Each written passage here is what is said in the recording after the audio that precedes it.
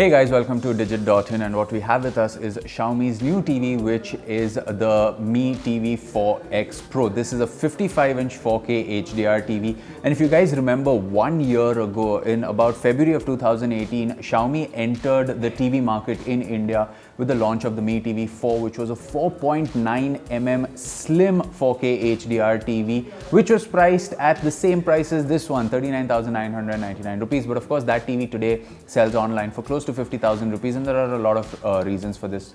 Taxes, duties, the falling value of the rupee. However, if you go on Flipkart or Amazon or just search for 4K or 4K HDR TVs, 55 inches for about 40,000 rupees, you actually do get quite a few options.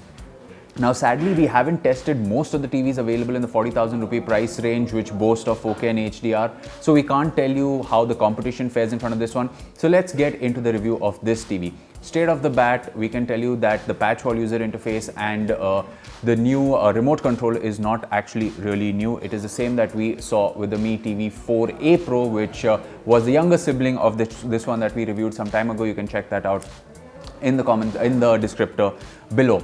So the picture performance of this one, when it comes to 4K HDR content, it is actually as good as its predecessor. This TV has a 10-bit panel. It is available in VA and IPS, and there is no way for you to choose the panel you get when you're actually going to buy it. But there is a way for you to figure out which panel you actually get. You simply go really close to the TV when you are playing some content on it and press the panel. When you press the panel, if you see a slight rainbow effect, that means you have a VA panel. Also, if you don't get the rainbow effect, it means you have an IPS panel.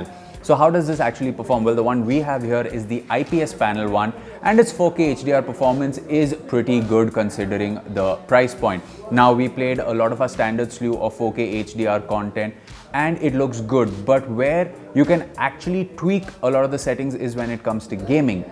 Now, if you play a game like Gears of War 4, then you realize that it is in both 4K and HDR, and when you go into the settings of the game, you can actually toggle the brightness, and this really helps, especially when you play HDR games with the ability to toggle the brightness from the game directly. Another factor to consider is something called as dynamic backlighting. Now, what this does is essentially reduces the backlighting to suit the environment. However, it has a kind of adverse effect when you're watching HDR content. It works well if you're watching regular TV shows, watching regular 1080p content, regular 4K content that isn't HDR, which is, for example, a game like Doom on the Xbox One X, which is in 4K, but it is in SDR. But if you're going to watch, let's say, shows like Star Trek Discovery or Daredevil on Netflix, which is in 4K HDR, has a slightly darker tone to it, I recommend you switch the dynamic backlighting off, because this will give you a brighter image, especially when dark sequences kick in. So that is about the 4K performance, and it is pretty good if you kind of do these things. Of course, for gaming, there is a game mode which kind of helps with input lag, but the input lag on the TV is nothing that will drive you up the wall. It is pretty good, almost not there. And when it comes to 1080p performance, now we saw, of course, a lot of content on Amazon Prime and Netflix, which is in 1080p itself, and the performance of this TV in 1080p content is good. With the dynamic backlighting switched off, the content is really bright and in your face, so that's really good. So you can keep the dynamic backlighting on in that case to give the backlighting a little bit of a less effect so that it doesn't hurt your eyes. But yeah, when you're watching 4K content, it kind of makes sense to keep that setting on. Moving on to the other factors about this TV, let's get into the build and design. Now, it isn't as slim as its predecessor, of course, but then again, it is at about 10,000 rupees cheaper. What you will notice is on the borders, it has this brushed aluminum finish, which kind of gives it a premium feel, but it isn't actually brushed aluminum, it is plastic. So that's a really nice way of giving it a premium look, but keeping the materials cheap enough to keep the cost of the TV down. One con with the build of the TV is that the space below the TV is about 3.5 inches. It's actually a little less than that, which means if you place a soundbar or a gaming console, it is possible that a certain part of the bottom of the display may be hidden based on your viewing height. So you may want to keep that into account if you plan to put this on a tabletop and plan to have your console or soundbar right below it.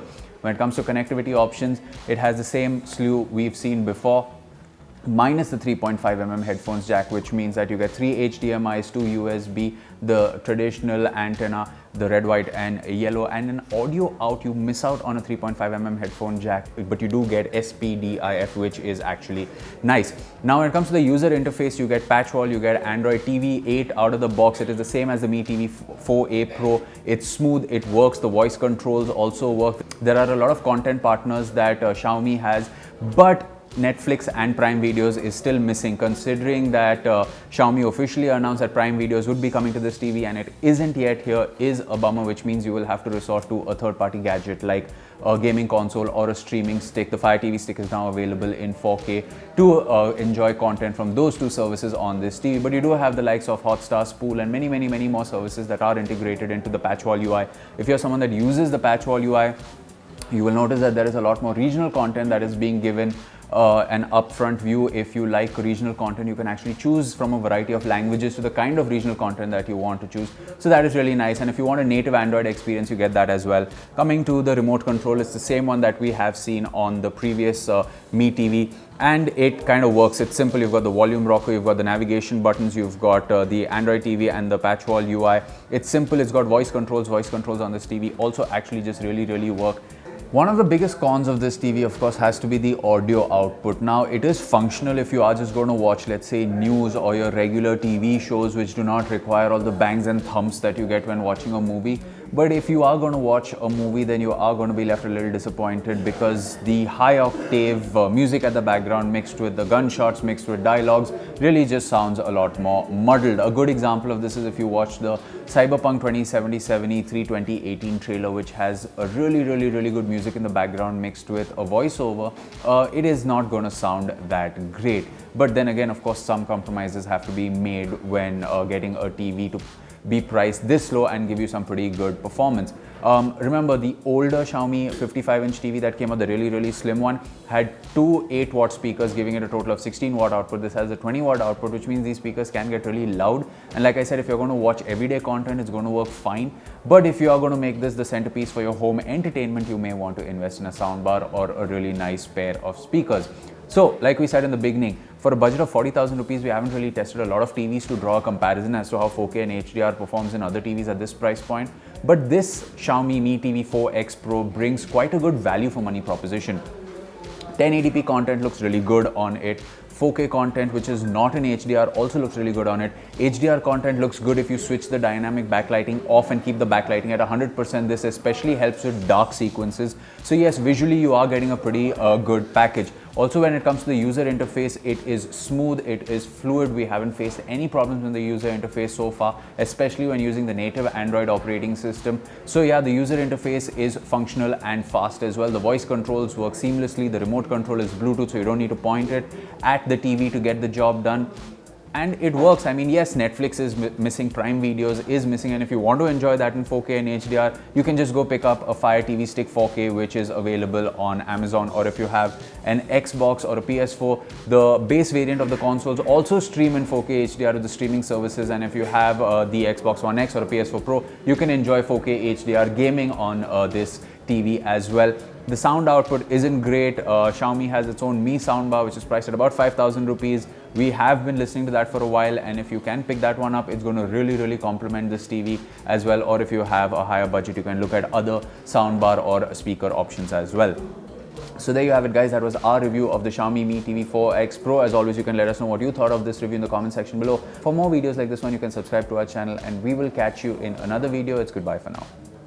For the latest technology updates, subscribe to Digit.in and don't forget to hit the bell icon.